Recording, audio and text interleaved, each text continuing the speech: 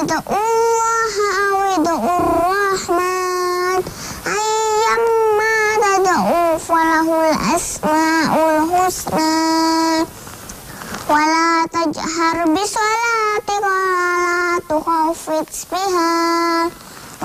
tukhafit biha wa bataghi baina dzalika sabila.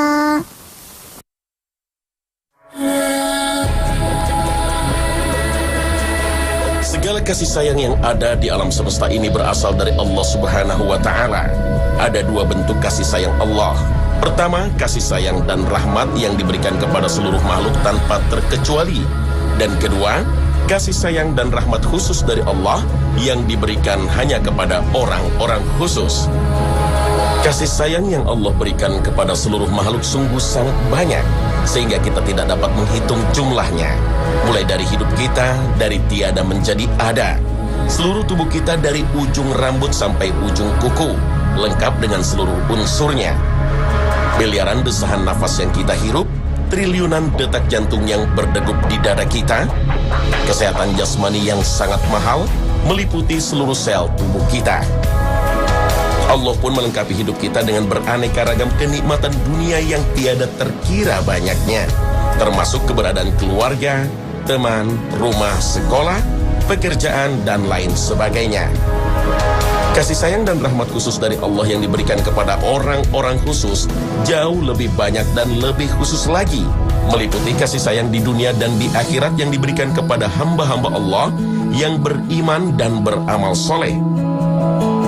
Sepanjang dia menjalani hidupnya sesuai tuntunan iman, maka selama itu pula kasih sayang khusus dari Allah selalu menyelimutinya. Dan semua penjelasan tentang kasih sayang dan rahmat yang luar biasa tadi terpancar dari dua nama Allah yang indah, yaitu Ar-Rahman dan Ar-Rahim. Inilah khazanah dalam episode Ar-Rahman Ar-Rahim.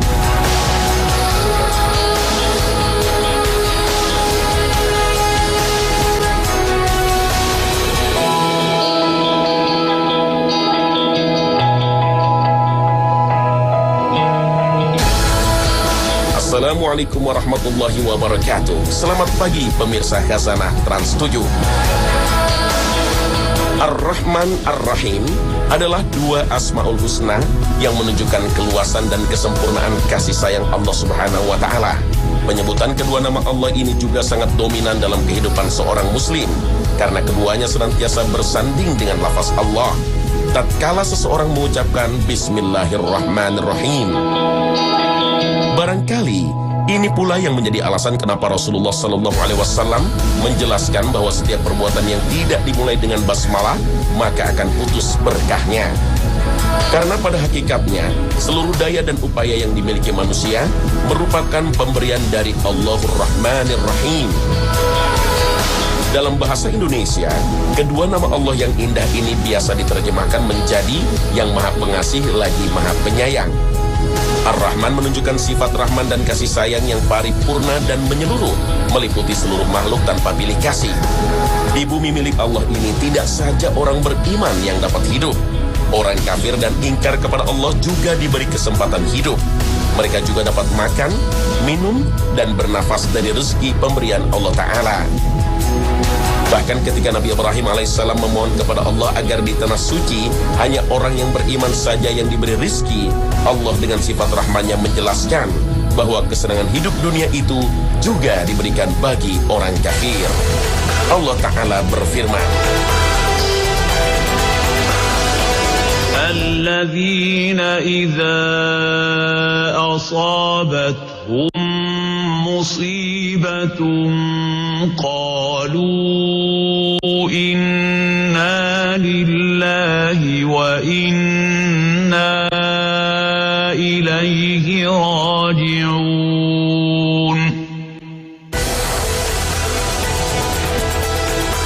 Dan ingatlah ketika Ibrahim berdoa, Ya Tuhanku, jadikanlah negeri ini negeri yang aman sentosa, dan berikanlah rezeki dari buah-buahan kepada penduduknya yang beriman di antara mereka kepada Allah. Dan hari kemudian Allah berfirman, Dan kepada orang yang kafir pun aku beri kesenangan sementara, kemudian aku paksa ia menjalani siksa neraka, dan itulah seburuk-buruk tempat kembali. Al-Quran Surah Al-Baqarah ayat 156. Sedangkan Ar-Rahim merupakan bentuk kasih sayang yang spesifik dan khusus. Jenis kasih sayang seperti ini hanya kepada orang yang beriman saja, baik di dunia maupun di akhirat kelak.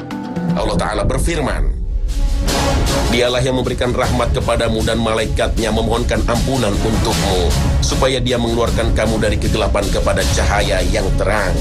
Dan adalah dia Maha Penyayang, Ar-Rahim, kepada orang-orang yang beriman. Al-Quran Surah Al-Ahzab ayat 43.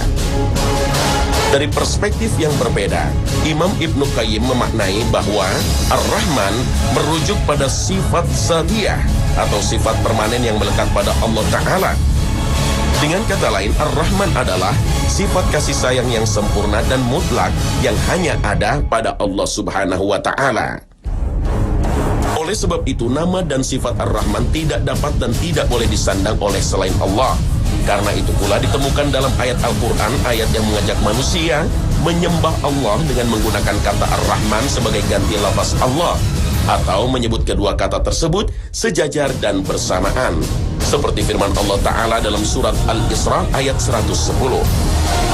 Katakanlah, serulah Allah atau serulah Ar-Rahman dengan nama yang mana saja kamu seru. Dia mempunyai Asmaul Husna, nama-nama yang terbaik. Al-Quran surah Al-Isra ayat 110. Sedangkan Ar-Rahim merupakan sifat fi'liyah tentang aktivitas yang menunjukkan kasih sayang Allah Ta'ala. Artinya, Rahim merupakan ekspresi dari sifat Rahman. Oleh sebab itu, sifat Rahim ini dapat dimiliki oleh makhluk dengan tingkatan yang berbeda. Karena makhluk dapat mengekspresikan kasih sayangnya dalam bentuk pikiran, perkataan, dan perbuatan. Dan salah satu hamba Allah yang disebut di Al-Quran dengan sifat Rahim adalah Rasulullah Sallallahu Alaihi Wasallam. Allah Ta'ala berfirman, لقد جاءكم رسول من أنفسكم عزيز عليه ما عنتم حريص عليكم بالمؤمنين رؤوف رحيم.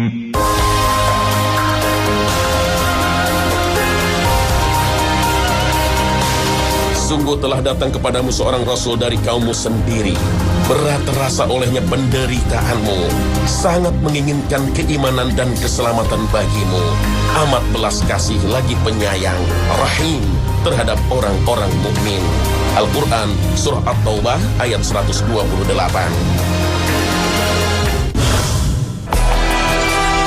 Sifat kasih sayang yang dimiliki manusia biasanya juga tidak luput dari rasa perih yang mendera jiwanya.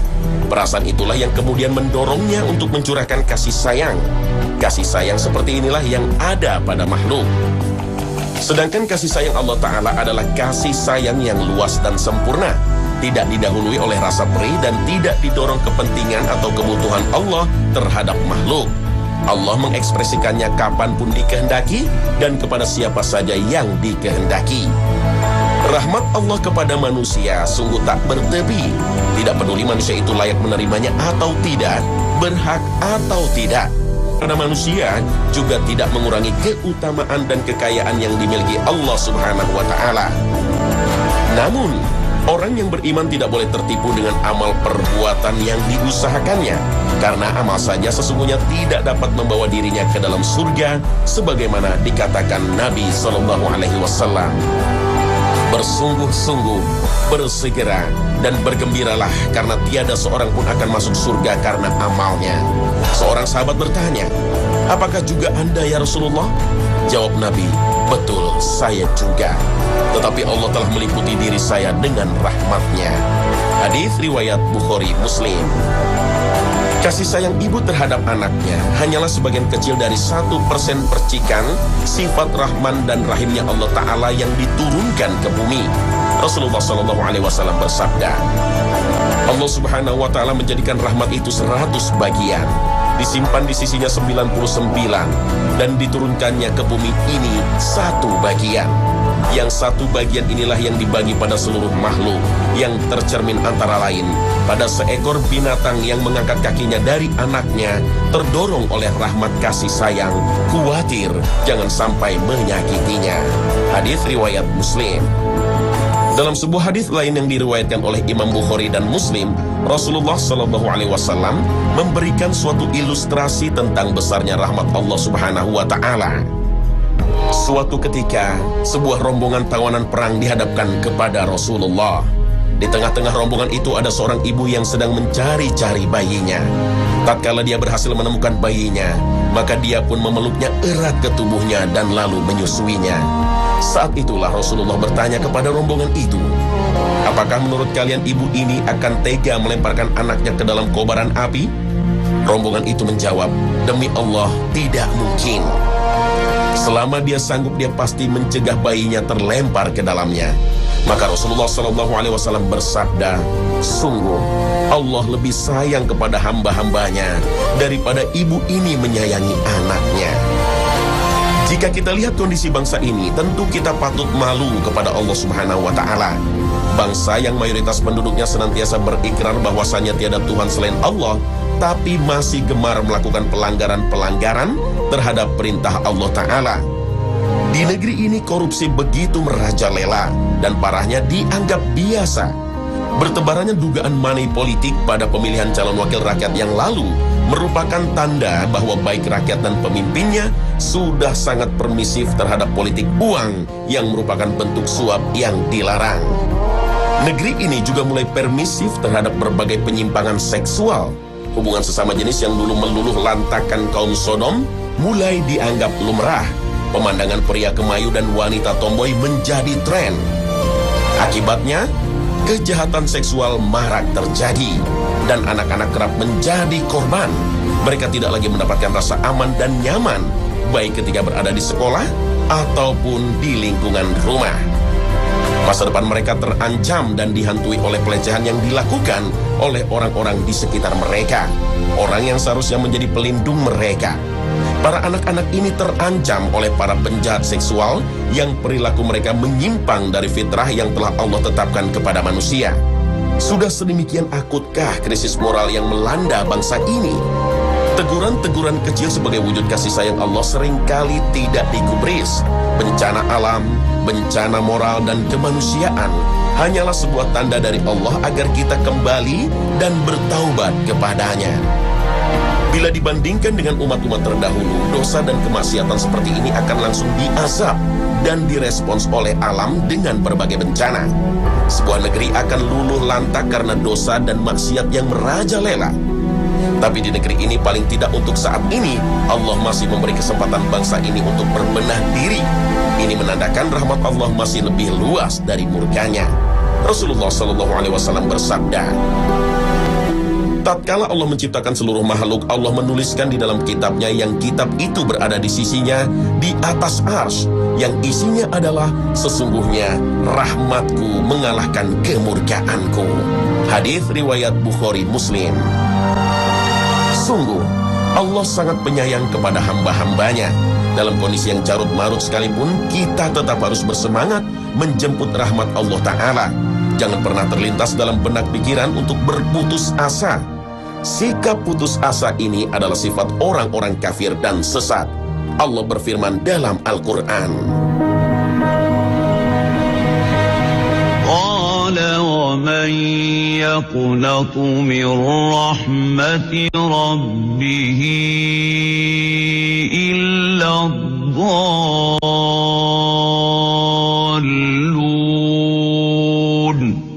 Qala fama khatubukum ayyuhal mursalun.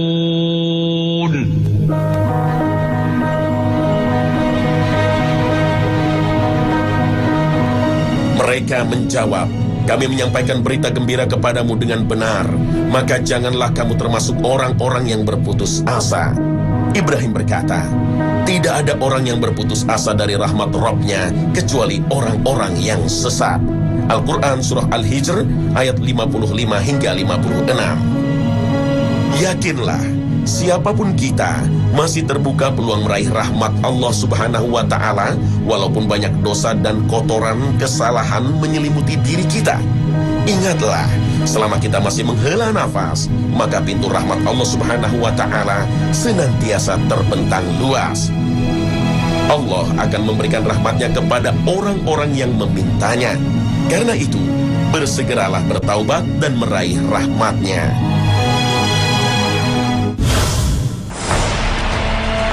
Dengan meyakini nama dan sifat Ar-Rahman dan Ar-Rahim pada zat Allah, maka manusia akan sampai pada kesadaran dan pengakuan akan sifat Allah yang mencurahkan rahmat dan kasih sayang, dan sesungguhnya hanya kebaikan yang diinginkan Allah dari manusia. Rahmat dan kasih sayang Allah akan senantiasa terbuka bagi siapapun, termasuk orang-orang yang tengah tersesat. Dengan demikian, seorang muslim akan selalu berikhtiar untuk menunjukkan orang lain ke jalan yang benar, menasehati dengan lemah lembut, dan mendoakan mereka.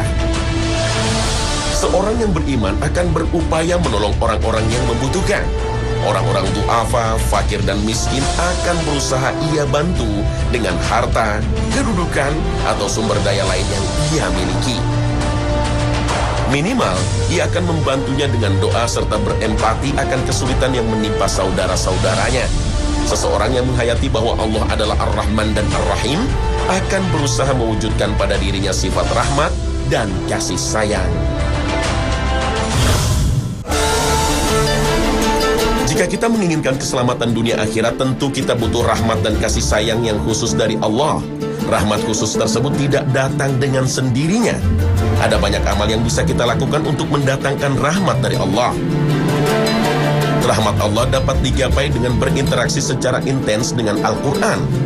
Al-Quran merupakan bentuk kasih sayang Allah sepanjang zaman yang tiada putus. Al-Quran adalah kitab yang syarat dengan rahmat dan kasih sayang Allah. Hanya dengan membaca satu hurufnya saja, Allah janjikan 10 pahala. Apalagi jika kemudian mengamalkan dan mentadaburinya. Allah Ta'ala berfirman, Ya ayyuhan nasu qad ja'atkum maw'izatun min rabbikum wa shifaa'un lima fis suduri wa hudan wa rahmatun lil mu'minin.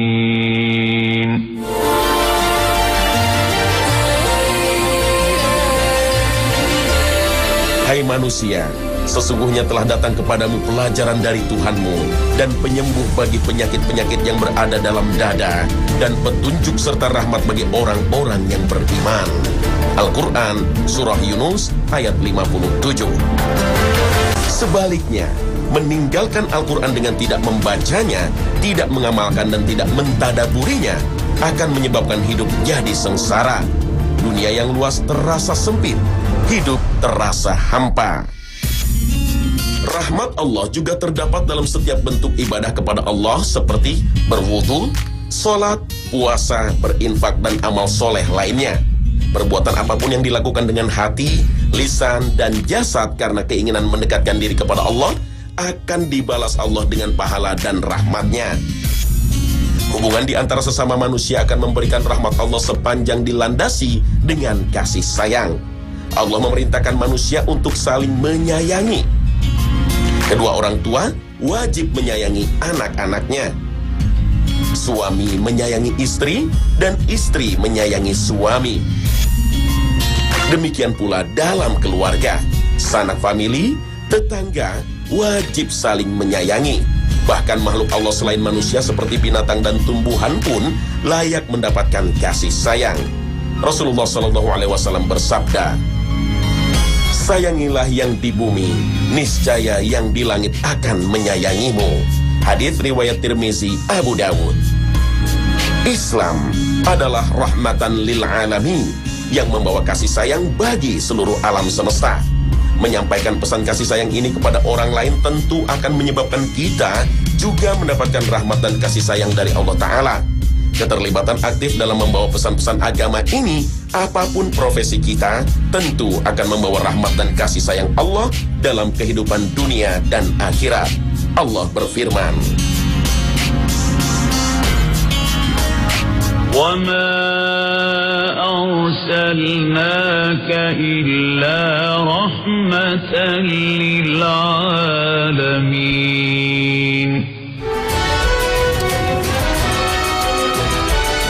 Dan tidak kami mengutus engkau Muhammad melainkan sebagai rahmat kasih sayang bagi semesta alam. Al-Quran Surah Al-Anbiya ayat 107. Dan pada akhirnya, berdoa merupakan senjata yang sangat efektif untuk mendapatkan kasih sayang Allah Ta'ala. Jangan lupa berzikir dan berdoa kepada Allah dalam setiap waktu dan kesempatan, seperti yang ada di surat Al-Mu'minun ayat 118.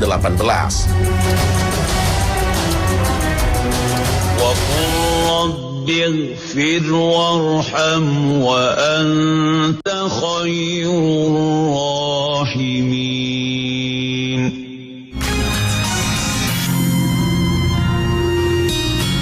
Dan katakanlah, ya Tuhanku, berilah ampunan dan sayangilah, dan Engkau adalah Maha Penyayang di antara yang penyayang. Al-Quran Surah Al-Mu'minun ayat 118.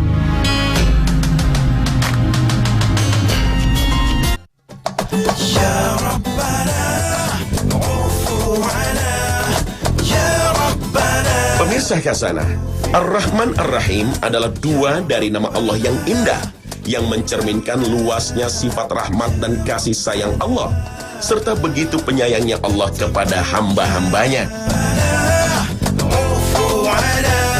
Kita tidak sanggup, apatah lagi membalasnya. Tiada yang dapat kita lakukan selain bersyukur dengan menjalankan perintahnya dan menjauhi larangannya.